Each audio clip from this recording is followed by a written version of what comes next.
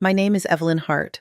I'm 68 and live in a cedar-sided bungalow just beyond Fox Prairie, Illinois, where the wind spends its afternoons practicing the same three notes against the porch screen. I have never liked spotlights. I prefer seams where things meet where weight transfers quietly from one joist to the next. For 4 decades, I built systems that hold when noise fails, disaster recovery plans, vendor networks that keep food moving when a trucking strike snarls the interstate software that refuses to panic at scale. That was my job and my entertainment. People in Fox Prairie know me for tomatoes the size of a catcher's mitt and for having a dependable shovel. Nora, my daughter, knows me for neat lists and a stubborn fondness for chamomile. Gavin, her fiancé, knows me as Nora's mom retired. He says it kindly like an epitaph written by a marketing intern. I let it stand. Good systems don't announce themselves. The Saturday of the wedding reception began with panes of cold light fanned across Stonebridge Hall, a timber and limestone venue that smells like pine wax and money. The ceiling trusses intersected above us like measured breathing. I stood near a vase of white ranunculus, letting the room's geometry settle into me. From the far end, bowstrings tested their pitch. Glasses answered with small, bright answers. That's when I saw Gavin navigating the marble, each step a fraction too loud. He guided a tall man in a navy suit toward our table, a man whose walk carried its own perimeter. The hair was grayer than I remembered, and the jawline softer, but the cadence of the stride was impossible to forget. Elliot Crane, now CEO of Pioneer Grid, once a junior, I taught to count risk in both dollars and oxygen. I felt the distance between the past and the room collapse to a hinge. Gavin's grin did its usual work, all varnish, no grain. This, he said, patting the man's shoulder, is Mr. Crane, my boss, one of the sharpest.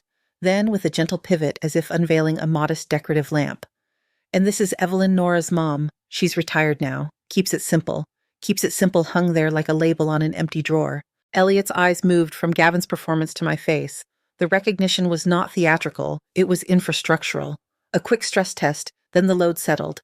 He extended his hand. Ms. Hart, he said something like relief, ghosting the consonants. It's good to see you. His gaze dipped to my cuffs. The hematite studs in my shirt, gifts from Michael, my late husband on the morning our first government contract cleared, caught the light like small disciplined refusals. I shook Elliot's hand and released it. I did not rescue Gavin with context. Good systems don't overcorrect mid-event. The trio resumed its motion, the music stirred, and the hall exhaled. The moment folded itself flat and slid into the file where such things go. Months earlier, there had been dinner in the city.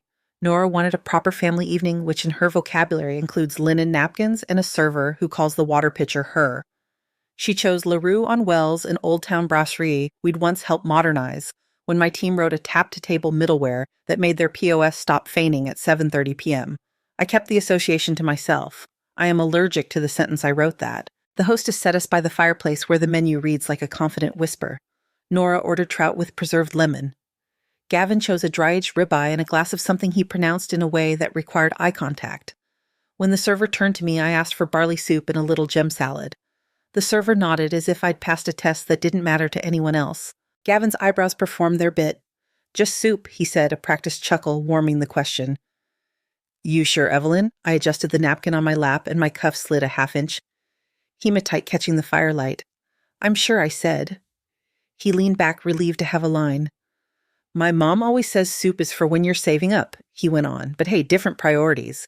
I let space do the work. He filled it with quarterly projections, a canned parable about a competitor's burn discipline, and a few phrases he'd trimmed from a podcast. The ribeye arrived television ready. My barley soup arrived like a tool you trust. Nora watched me from the corner of her eye, the way you watch a riverbed for a changing current. Minimalist, Gavin observed, when the server set down my salad. That's a thing now. I took a spoonful of broth that tasted like patience. I have learned that sarcasm has a short shelf life. Silence stores better. Later that week, Nora came by with honey cookies and a furrow.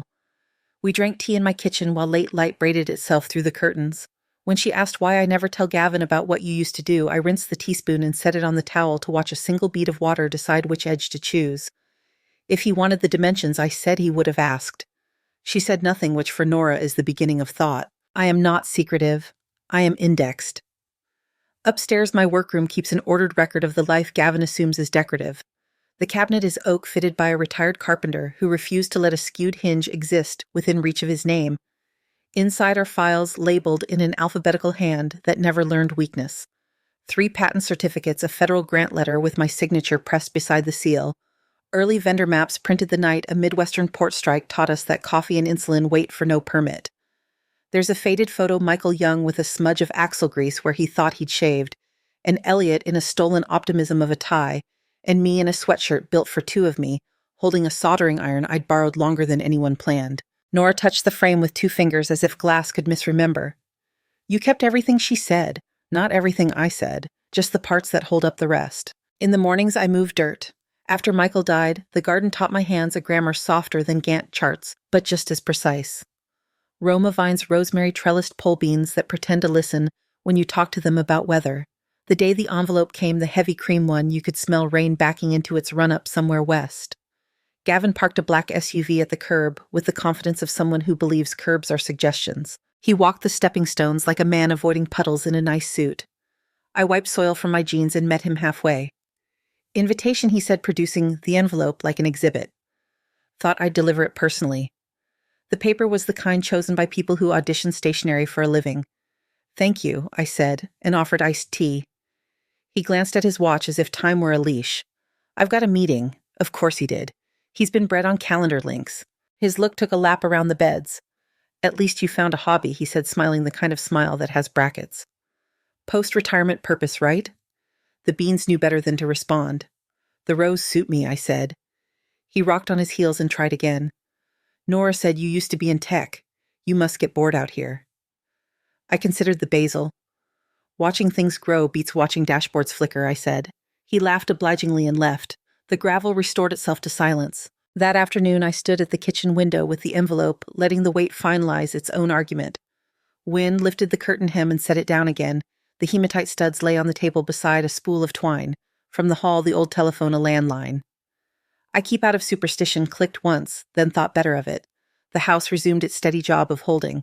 Later, with the heat gone tender, I set seed packets in order on the sunroom table, romaine, nasturtium, sugar snaps, while Nora and Gavin conferred in the dining room.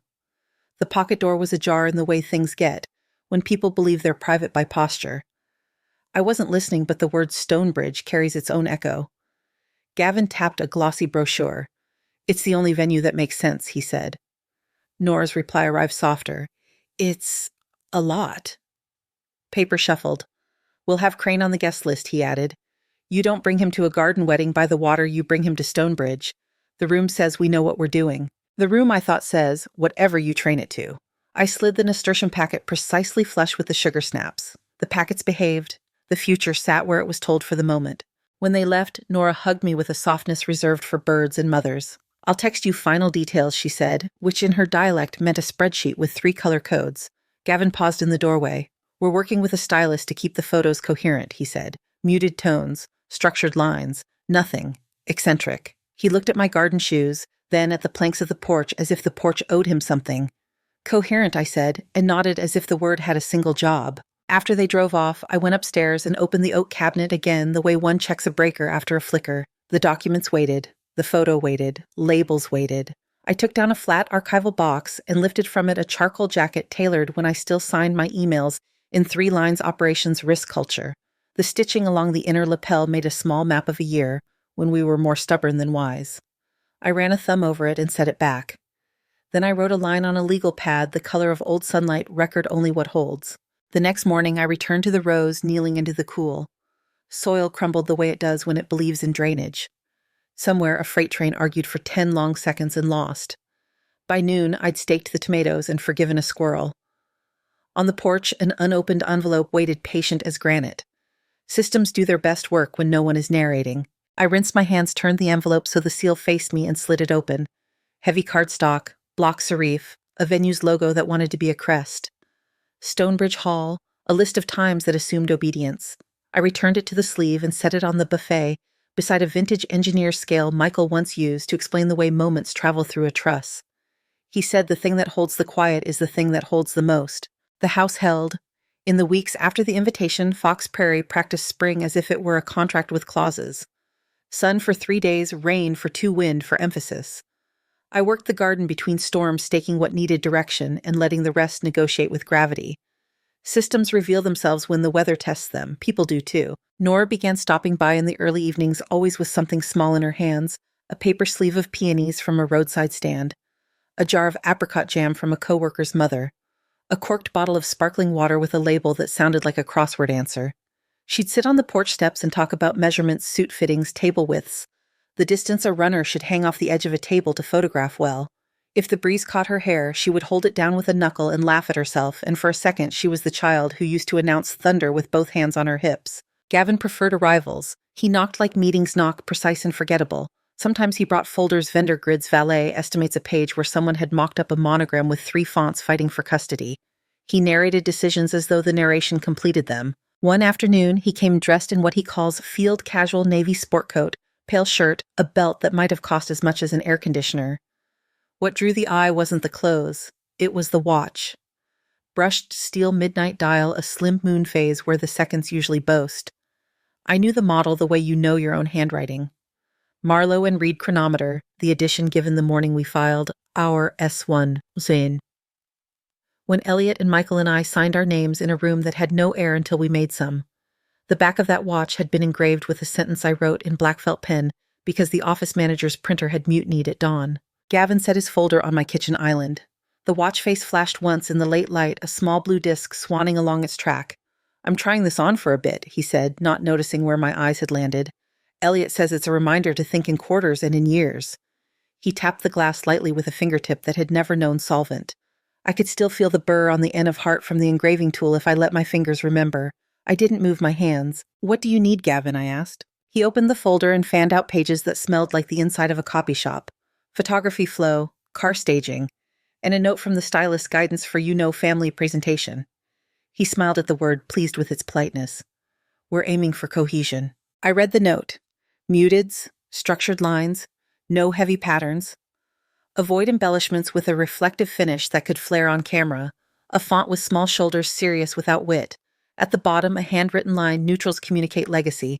I turned the paper once and set it on the island as if the quartz required time to think. "Thank you," I said. "I'll handle it." He looked relieved, then invented a task for his hands aligning the other pages to the corners of the island, tapping them into square. "Elliot likes a room that reads classic before anyone speaks," he added. He said the sentence as though it were his. When he left, I placed the stylist's note under the ceramic bowl that holds my keys and a silver screw I have been meaning to return to no one. The watch stayed in the room after Gavin went ticking like a well-behaved argument. I washed the teacups and listened to the water find its level in the sink. That night upstairs, the cabinet received me the way cedar closets receive winter coats, without instruction and with history. I pulled the flat archival box from the second shelf and set it on the desk where Michael once taught Nora to repair a frayed cord without inventing sparks. Inside lay the charcoal jacket from the year the board wanted photographs that would make the quarterly letter look less like a weather report. The shoulders still remembered me. The lining pail bore a faint ladder of stitches, where I'd reinforced a seam the night before a presentation in a room that didn't expect its questions answered. On the desk, I opened my legal pad to a clean page. The paper stock is the color of a settled afternoon. The pad has been the witness to 2 kinds of days, problem and transition. I wrote a line in block letters that did not require anyone else's assent. "Speak once." I underlined it not for emphasis, but for alignment. In the morning, Nora came early enough that the dew hadn't negotiated a truce with the sun. She found me thinning the lettuces, the waste bucket half full of green that would be mulch by evening. "Parks is embroidering napkins by hand," she said by way of hello. "He calls them heirloom ready." She rolled her eyes and then felt compelled to defend him. "He's very talented, Mom." "I have no quarrel with needles," I said, and handed her the thin plants to lay between rows. She had always liked being given a task before the talk began. She worked beside me for a while, quiet as the ground. Then, "When you look at Gavin, what do you see?" The question arrived carefully, like a tray being set down where the floor is not yet sure of itself. "I see your choice," I said, because my hands needed to say it straight. Then I found a gentler path. "I see a man who believes rooms can be arranged into outcomes. I see a man who waits for mirrors." "Mirrors," she repeated the word, scratching lightly as it passed. "He doesn't mean harm. Harm rarely means itself," I said, and regretted it for its engineering. I set the trowel aside. "Nora, ask yourself what he does when someone doesn't fold into the picture he's composing." She sank onto the stone bench near the rosemary. The plant perfumed the air the way old paper does a confession of everything it has stored. "Sometimes he pushes," she said. "Sometimes I let him. It's easier." "It is," I said. She looked up sharply as if expecting a sermon that never arrived. "I let the garden do some work." A breeze moved across the beds, and the sage looked like it was entertaining the idea of waves. I want him to think I can keep up, she said to her hands. He talks about deals and calendars and being efficient with friendship. I nod. Then I come here and my body stops doing whatever that is. She glanced at the rows as if they were answer keys. Your body is an instrument, I said. It remembers what rooms refuse to remember. She breathed and laughed softly at herself. You sound like a manual for people. I've written worse, I said, and she laughed properly. We spent an hour with dirt and pruning shears and small decisions. When she stood to go, she hugged me with her whole arms.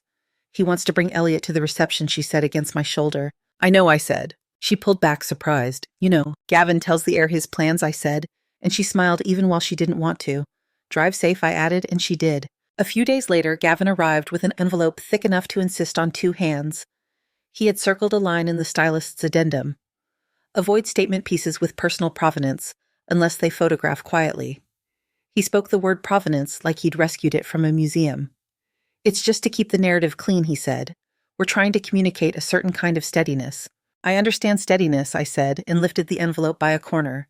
Inside cardstock, the weight of a good decision, set out arrival, Windows photo blocks, toasts without open mics. I nodded through the bullet points. He mistook nodding for agreement, but also for blessing. Thank you for being flexible, he said, heading for the door already. Cohesion takes everyone. After he left the house, reclaimed its geometry. In the workroom, I took down a shallow drawer from the cabinet and laid its contents in a row like instruments before the set. 3 patent certificates, the grant letter. A vendor map yellowed at the edges where a thumb once drove a route like a prayer. Beneath them, a photograph Michael with grease on his cheek. Elliot with sleeves rolled and a grin borrowed from the future me. With a braid I could wrap twice the 3 of us in front of a rack we'd cabled by hand until morning made us look competent. The photo had been taken by a temp who would later become our best compliance officer because she was the only one who enjoyed reading footnotes for sport. I set the photograph upright against the little brass bookend shaped like an ampersand. Then I turned the legal pad to a fresh page and wrote the second line. Say it plain. I closed the pad. The room accepted the instruction. The day narrowed itself to a thin gold thread and then let go. In the blue hour, I polished the quarters of my Oxford shoes with the small brush Michael used to keep in his glove compartment for interviews that always seemed to happen on Tuesdays. I threaded my hematite studs through a starched pair of cuffs and set them in their box, the lid ajar, so the light could find the stone and make it less like a secret and more like a fact. In bed, the house's noises reported in order, the fridge deciding to live another day, the furnace declining to be needed, the branches stroking the siding as if we owed them rent. I slept as if it were work. Morning arranged itself without ceremony.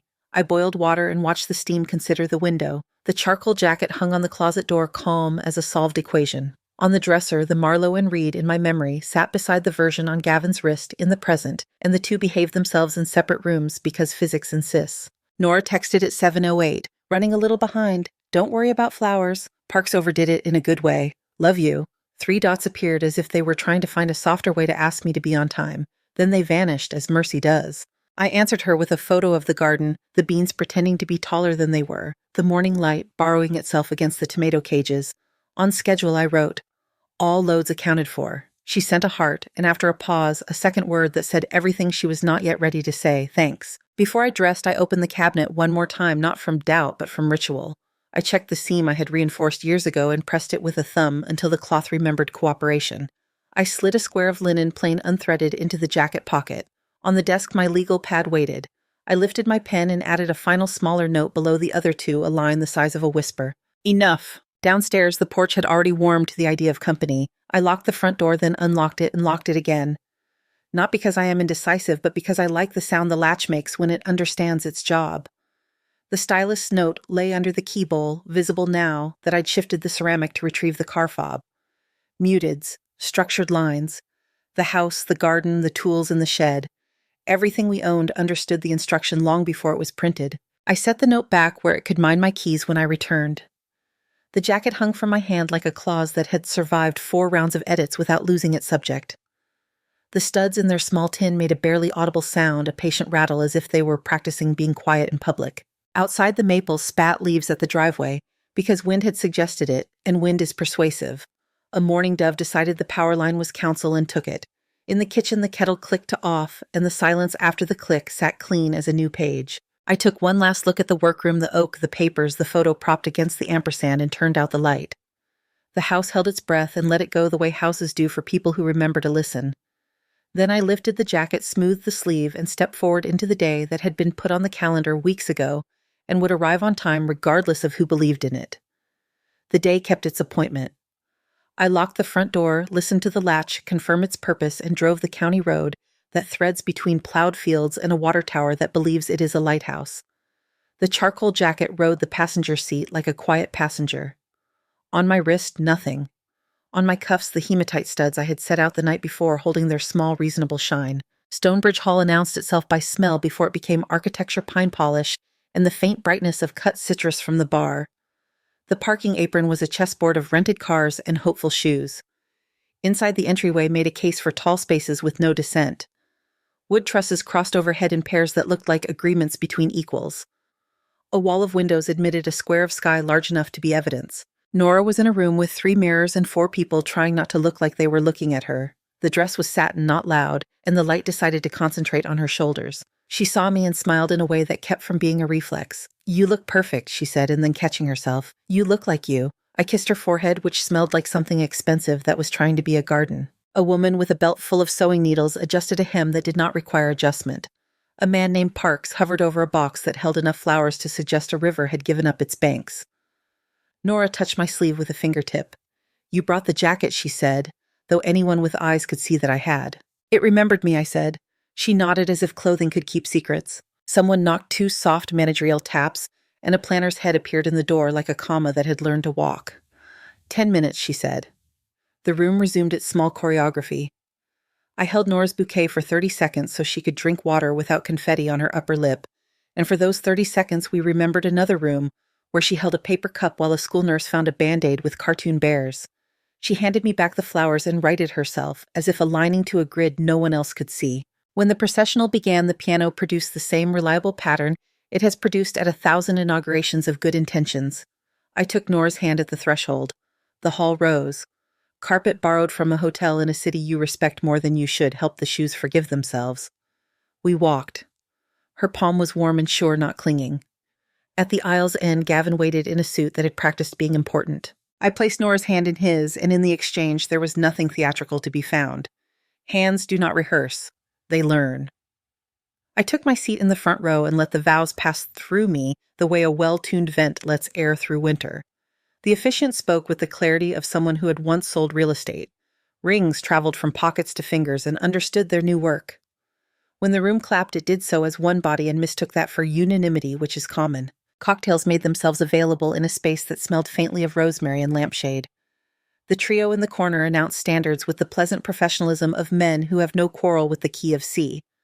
I found table 14 a landscape of glassware and restraint far enough from the dais to qualify as honest. A small place card spelled Evelyn Hart in a font that wanted to be believed. My navy clutch sat where it could keep company with a sprig of something that pretended to be wild. Servers moved like people who had memorized the room 3 hours earlier. The florist's idea of a field leaned out of the centerpieces without apology. I watched the first wave of photographs take itself in the courtyard, people in lines and arcs shoulder set at angles that flatter 100 smiles laminated for later. When I saw Gavin making his way through the crowd with Elliot Crane, I recognized the posture of someone guiding a narrative toward an audience.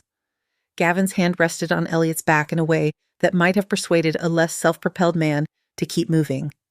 Elliot didn't need the encouragement. He walked as he always had, no wasted motion, no theater. Time had lined his eyes but left the architecture intact. They stopped at my table. Gavin's grin was tuned to polished warmth. "Mr. Crane," he said, "this is Nora's mom, Evelyn. She's retired now, keeps things simple." The second sentence wasn't unkind, it was just untrue in the way a summary often is. Elliot turned from the performance to the face. Recognition is an engineering load-span fit, and it happened in him with the same sequence it used to. His mouth changed before his words did. "Ms. Hart," he said, offering his hand. There was no show in it. "It's good to see you." We shook. The handshake was the same category as a fire door designed to do one job without drama. Elliot glanced briefly at my cuffs. "You kept the hematite," he said almost to himself. Michael had sense about anchors. He didn't need to say my husband's name, but he did, and the room contracted to allow that. Gavin's grin hesitated, and then tried again with a slightly different angle as if a lens needed a nudge. "You two know each other." The sentence ended with a question mark refusing to be negotiable. Elliot looked at him because the social contract required at least one look. We worked together, he said, and left 3/4 of the work inside the words. He turned back to me. I still tell the story about the port strike and the insulin shipment, a room full of men with charts and you with a map, a pencil, and a 6-line plan that made it home. That was a lot of people, I said, because it was a lot of you, he said, because he could. The nearby tables had the decent habit of not pretending they weren't listening. You could feel the air calibrate. A violinist missed a 1/4 inch of bow and found it again. Someone in a satin dress rotated in place to look at a floral installation that happened to be behind us. Gavin formulated a new sentence. He began, and then he landed on the word as if it had been hiding under a canapé tray that Evelyn Hart. It was meant to be reverent. It sounded like a man discovering his floor plan was wrong. Elliot did not rescue him with humor. He set a hand on Gavin's shoulder in a way that suggested stability rather than ownership, and answered him without looking away from me. She is Evelyn Hart. He said my name as if signing a specification, and then because he has learned to consider the needs of rooms, he added in a voice designed to carry without shouting. When logistics broke, she held the load. The room did a measurable thing without needing a censor. Conversations thinned. Forks suspended their ambitions. People who had relegated me to a category adjusted that category's walls in real time. It wasn't noisy. It was structural. A man in his late 60s, tie-loosened posture, quietly respectful, stepped forward from the next table and stopped short of intrusion. Ms. Hart, he said. Regulatory intern, 96. You probably don't. He didn't finish the template. He extended his hand. You wrote the memo that made me want to do the job right. His voice did not wobble. He bowed his head a 1/2 inch, the amount a person uses when credit is not negotiable. We shook. He moved aside, not evaporated, but resituated. Across the room, one of the venue managers spoke to a server and glanced at me with the expression of someone filing a fact where it should have been all along. Parks the stylist registered the information as color and then as line. Elliot released Gavin's shoulder and addressed me with the efficiency that was once our common currency. You look exactly like yourself, he said. May I steal you for a minute at some point? The sentence respected time without requisitioning it. I nodded. He smiled at the answer I hadn't spoken and moved on. Pulled into a small orbit of men in suits who assumed any circle they joined had been waiting for them. Gavin stayed. The grin had resigned. I didn't know he said, which was both explanation and verdict. He searched my face as if it might offer footnotes. Nora, never. He let the pronoun hang. I didn't find the right moment, I said, because it was true, and because no explanation would have made the floor feel less tilted under his shoes. He looked at the Marlowe and Reed on his wrist as if it had introduced itself without permission. He rotated the watch crown 1/2 degree and then stopped, remembering it's not a volume knob. Congratulations, I added without embroidery. You married my daughter. The sentence put the furniture back where it belonged. He swallowed, nodded too many times in quick succession, and excused himself with a sentence about checking on the bar that needed no check. I sat.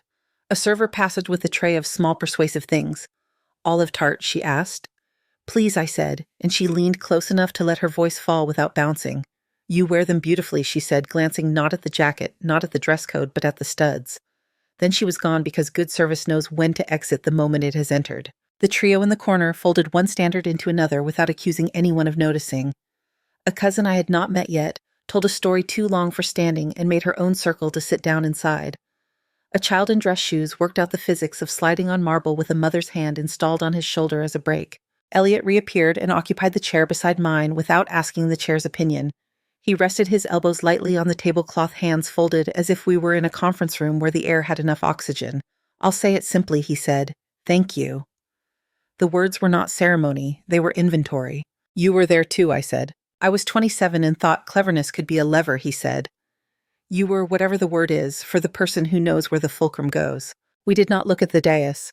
We did not need to pretend anything was about us. He asked if I still kept a map in my head for ports and rails. I said every map has a half-life. He smiled at the phrase and adjusted it into his pocket for later. He asked after Michael without asking the kind of question that demands the story of a death. I answered by saying his name and letting the name settle. We each permitted a silence that behaved itself. A young man in an immaculate suit approached with the posture of an assistant, who has practiced 3 ways of saying no and 1 way of saying now. Mr. Crane, he said, they're asking for you near the head table. Elliot stood. Of course they are, he said, not to the young man. Not to me. He squeezed my shoulder with the practiced economy of someone who avoids theatricality on principle and went where rooms expect him to go. At the next table, two women in summer silk discussed a grant whose name I recognized by the shape of its vowels. At mine, an older gentleman told his date that the trusses were reclaimed from a barn that used to think of itself as indispensable. She pretended not to be charmed. I ate the olive tart, which was better than the idea of an olive tart. The bandleader announced a first dance with the pride of a man whose sense of timing is a livelihood. Gavin and Nora moved into the square of floor that had been cleared for happiness. They did fine. People cheered in the key weddings require. The ceiling held. The glasses survived. The room remembered what it had been asked to do. I kept my seat while pairs invented reasons to be pairs and groups convinced themselves of a shared story. Elliot stood beside a financier who has made a career of looking like a photograph of himself. They exchanged gestures that register as warmth on camera. The kitchen continued its practiced march: hot, cold things, cold. The staff performed competence at a level that made it art if you wanted it to be. A man I didn't know stopped to refill his water and misjudged the angle. He apologized in the way Midwesterners apologize to furniture and then offered, "We didn't realize. He meant about you." I let the sentence live, which is sometimes the kindest thing you can do for a sentence. The room readjusted to include me where it had stored me incorrectly. Nothing dramatic occurred. The bolts just found their proper holes. Somewhere a door opened and closed in the service corridor with a sound like a well-settled argument. I rested a hand on the tablecloth and felt the fabric give and return the way good cloth does, when it has been woven for use, not exhibition. Later, after toasts that kept their boundaries and laughter that did not require translation, I stood and walked to the edge of the room, where air circulated with less opinion. From there, the hall arranged itself into planes foreground mid-back, each with its own agenda and none of them hostile. The navy clutch fit in my hand, the way objects learn to fit when they've been asked to be useful. On my way back to the table, I passed the gift table, a small hillside of envelopes and boxes, all of them aspiring to be remembered. I placed mine among them, no more important than any other rectangle of paper in the room, and no less. The cardstock weighted the way cardstock weights flat, composed unreadable to anyone who hasn't earned the contents. I straightened the edge out of habit and returned to my seat. Elliot found me again because some habits outlive titles. "Everybody's asking me to tell stories I don't own," he said. Good-humored and fractionally tired. Apparently I've become a legend in rooms I only rented. He looked at me and the grin turned into something that remembered the garage, the rack, the smell of insulation heated by luck. "Do you ever miss it?" "I miss the part where a problem meets the right set of hands," I said. He nodded once. "You'd hate the way we name things now," he said. We turned plain verbs into slogans. He realized himself, laughed, and excused his own sentence with an open palm. "I'll manage," I said. A server arrived with the refold of napkins, a ritual both unnecessary and perfect. The napkins smelled like starch and citrus. Elliot asked if I wanted anything from the bar. I told him water was doing its job. He left and returned with a short glass and a lemon that had been taught to be an ornament. He set it down as if it were a document requiring my signature. We sat without exhausting anything. Across the room, Parks leaned in to show Nora a fixation with ribbons. Gavin nodded at a man whose name tag carried a firm's name susceptible to italics. On the far side, someone's uncle convinced himself he was winning a debate about wines with a caterer who knew better than to win. The trio shifted to a slower measure.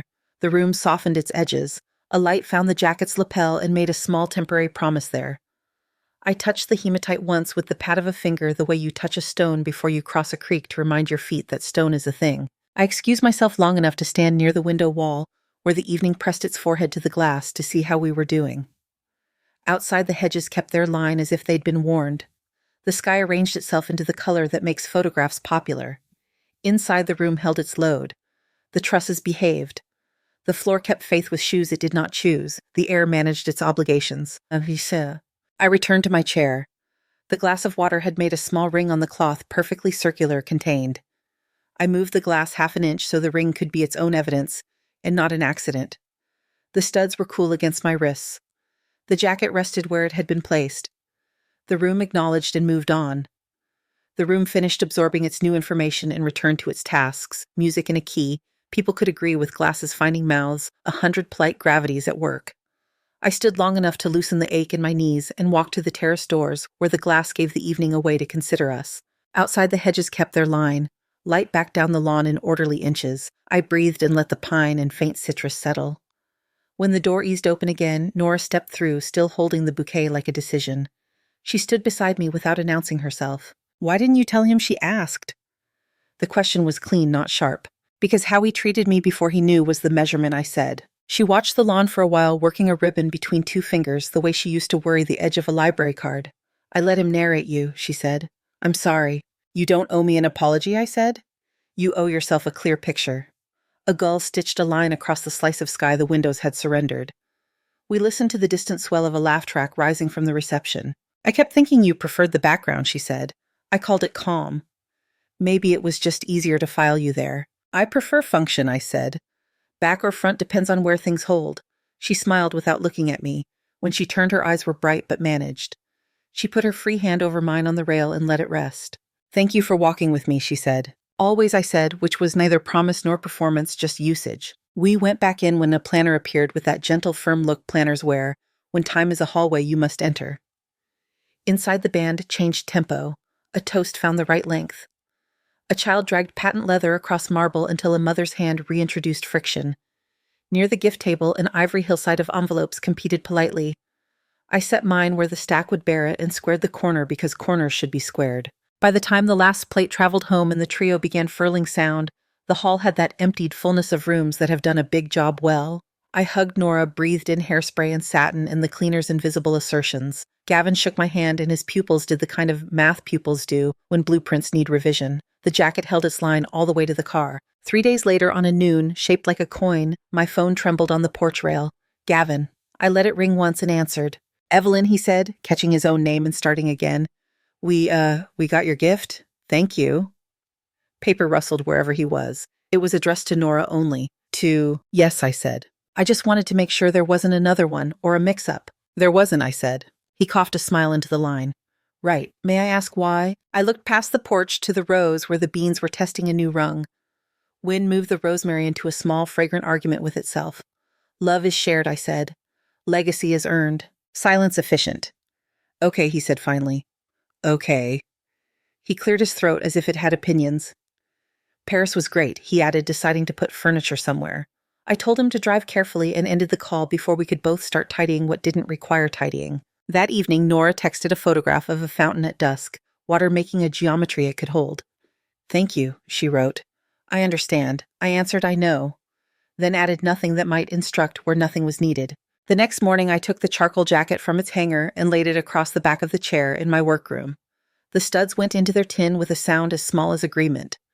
I opened the cabinet, slid the archival box into its shelf, and rested my hand on the oak as if the wood wanted the check of a pulse. On the desk, my legal pad waited. I turned a page and wrote the date. Under it, one line that fit the page without asking for more. Later, the doorbell startled the house in a friendly way. Elliot stood on the porch with his tie unintentioned and a posture that had put down its briefcase. He held nothing in his hands. May I sit? He asked. We took the porch chairs that have learned our shapes. He didn't open with stories. He didn't congratulate anyone. We counted minutes in the language of people who have done crises and now prefer weather. After a while, he glanced at the rows. You still map, he said. Everything is a diagram if you let it be one, I said. He pushed a palm along the arm of his chair, considering grain. I've been asked to say generous things to generous people, he said. I said no as often as I could. Then he smiled. Thank you for letting the room adjust itself. The room has its own bearings, I said. He nodded. When he left, he touched the doorframe the way men of a certain age touch doorframes in old farmhouses, a small respect for structures that have stayed. In the late light, Toby from 2 houses down ran past the gate with a red airplane strafing imaginary weather. His mother waved and mouthed later and kept the stroller honest over sidewalk seams. I waved back. The airplane buzzed the basil and moved on. Inside, the navy clutch sat on the kitchen counter, still holding a pen and a square of linen I hadn't used. I put the pen back in the drawer where it belongs and set the linen in the wash basket so it could remember being useful. The gift table copy of the check lay under a paperweight on my desk, a simple printout for the file. Pay to the order of Nora Hart. The memo line carried no flourish. The envelope I had left that night bore a small emboss in the lower corner, Hart Family Fund, raised enough to be felt, not read. At dusk, the garden found its evening vocabulary. Sprinklers ticked like unambitious clocks. A dove restarted the same low thought it has every evening and seemed satisfied with the answer it kept finding. I sat on the bench under the birch where the bark keeps its own archive. The air cooled to the temperature where breath remembers to show. I opened the legal pad on my lap and did not add a word. When it was dark enough to make decisions simple, I went inside, rinsed a mug, set it upside down to dry, and turned off the kitchen light. The house settled the way houses do when they recognize who has come home. I locked the front door and listened for the click. I like a small, competent sound, the sound of something doing exactly what it was made to do. Thank you so much for listening to today's story. If this story resonated with you or made you reflect, I'd love to hear your thoughts, so feel free to share them in the comments below. And don't forget to like, subscribe, and hit the notification bell so you won't miss the next story. I'll see you next time as we continue exploring more journeys and lessons together.